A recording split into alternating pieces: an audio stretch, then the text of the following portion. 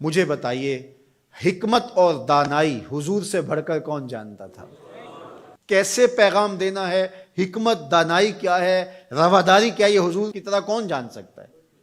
اور کفار مکہ کو سب سے زیادہ تکلیف کس بات پہ ہو سکتی تھی کہ ان کے بتوں کو غلط کہا جائے، اور انہوں نے کہا بھی کہ یہ نہ کریں، ہمارے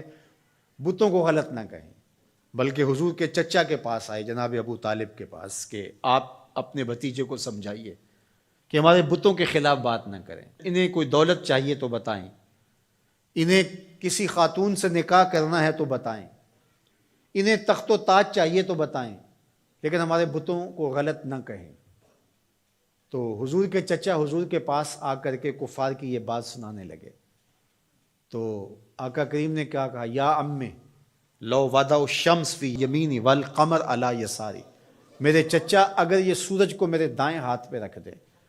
اور چاند کو میرے بائیں ہاتھ پہ رکھ دیں، اگرچہ ان کے لیے ممکن نہیں ہے، لیکن اگر یہ کر گزریں اور کونین کے خزانے میرے قدموں میں رکھ دیں، میں بتوں کو پھر بھی غلط کہتا رہوں گا، بتوں کو پھر بھی جھوٹا کہتا رہوں گا۔ میں آپ کو یہ بات بتانے جا رہا ہوں وہ یہ کہ کفار مکہ کو سب سے زیادہ تکلیف اس بات کی تھی کہ کوئی ان کے بتوں کو غلط کہے، اور حضور سے بڑھ کر حکمت کون جانتا تھا؟ تو چلو اس بات کو آخر میں رکھ لیا جاتا، لیکن حضور جانتے تھے دین کی بنیاد ہی یہی ہے، کانٹے بچھتے ہیں، گڑے کھدتے ہیں، جو بھی ہوتا ہے ہوتا رہے، لیکن لا الہ ہمارے کلمے کا آغاز یہاں سے ہوگا، پھر الا اللہ کہیں گے۔ پوری کائنات بچھ جائے تمہارے لیے، تمہیں آسان قرضے دے دے، تمہارے قرضے معاف کر دے، اس شرط پر کہ تمہاری رواداری اس طرح ہو کہ تم غلط کو غلط نہیں کہو گے، تو ہمیں یہ شرط قبول نہیں کرنی چاہیے۔ مختلف ادوار کے اندر ہر حکمران یہ کرتا ہے کہ وہ رواداری کے نام سے شریعت کی حدود سے تجاوز کرنا چاہتا ہے۔ شریعت کسی کے گھر کی لونڈی نہیں ہے، میرے محبوب کا لایا ہوا نظام ہے۔ 25 دسمبر ہو یا کوئی اور دن، ہولی ہو یا دیوالی یا کوئی اور موقع ہو، غیر مسلموں کے ساتھ ہمیں رواداری کا جو سبق ہمارے دین نے ہمیں دیا ہے، ہمیں اچھی طرح سے یاد ہونا چاہیے۔ ہم نے غیر مسلموں سے رواداری کا طریقہ مغرب سے نہیں سیکھنا، آمنہ کے لال سے سیکھنا ہے۔ تو ہمیں کبھی بھی اس عقیدے سے انحراف نہیں کرنا چاہیے۔ ہمارے آیان اقتدار،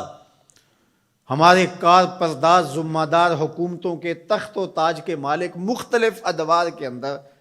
ایسے فول کر جاتے ہیں کہ جو شریعت کی دھجیاں اڑانے والی بات ہوتی ہے، اور وہ اس کو رواداری کے نام پہ کر رہے ہوتے ہیں۔ ان کے ساتھ رواداری کا یہ مفہوم نہیں ہے کہ جا کے جو ہے وہ ان کے بتوں کی آپ تعظیم کریں اور ان کے اوپر چڑھاوا چڑھاویں یا پرشاد جا کے ان کی کھائیں،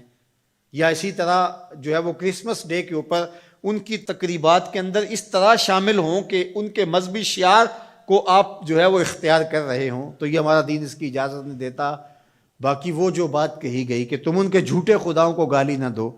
وہ تمہارے سچے خداؤں کو گالی دیں گے، تو اس کا مفہوم یہ نہیں ہے کہ انہیں جھوٹا نہ کہو، انہیں غلط نہ کہو، بلکہ یہ ہے گالی نہ دو۔ سب و شتم سے روکا گیا ہے۔ گالی دینا شائستگی نہیں ہوتی، گالی دینا، سب و شتم کرنا، یہ تو آپ کا اپنا دہن بگڑے گا، آپ کی اپنی زبان خراب ہوگی،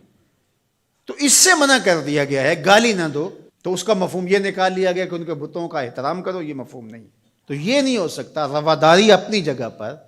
رعایا ہے اگر غیر مسلم اسلامی ملک کے اندر ان کے ساتھ اس نے سلوک اپنی جگہ پر، اور وہ ہمارے اسلام نے ہمیں واضح کر دیا ہے، ان کے ایک حق کو متعین کر دیا ہے۔ فقہا نے اس پر بہت کھلے دل سے بحث کی ہے، کوئی امر مخفی نہیں رکھا گیا، معاہد کے ساتھ، مستامن کے ساتھ، ذمی کے ساتھ ساری چیزیں بیان کر دی گئی، بلکہ جو معاہد کے ساتھ جو ہے وہ زیادتی کرتا ہے تو قیامت کے دن اس کا مقدمہ حضور لڑیں گے۔ یہ ہمارے دین نے ہمیں بیان فرمایا، زیادتی نہیں ہے، لیکن اس کا یہ مطلب نہیں ہے کہ جو ہے وہ ان کے عقائد کو اختیار کر لیا جائے یا ان کے بتوں کے اوپر جا کے چڑھاوے چڑھائے جائیں، ان کے مندروں کے اندر جا کر کے جو ہے وہ اس طرح کی بات کی جائے کہ جو ہمارے شریعت اور ہمارے دین کے تقاضوں کے خلاف ہے۔ تو ہمارے دین کا آغاز نفی سے ہوتا ہے، لا الہ، اس کے بعد ہے الا اللہ، تو اللہ کے علاوہ کوئی معبود نہیں ہے، اللہ ہی معبود حقیقی ہے، وہی معبود برحق ہے۔ ہماری پیشانیاں صرف اس کے حضور جھکیں گی، اس کے علاوہ ہماری پیشانی کسی کے آگے سجدہ ریز نہیں ہوگی۔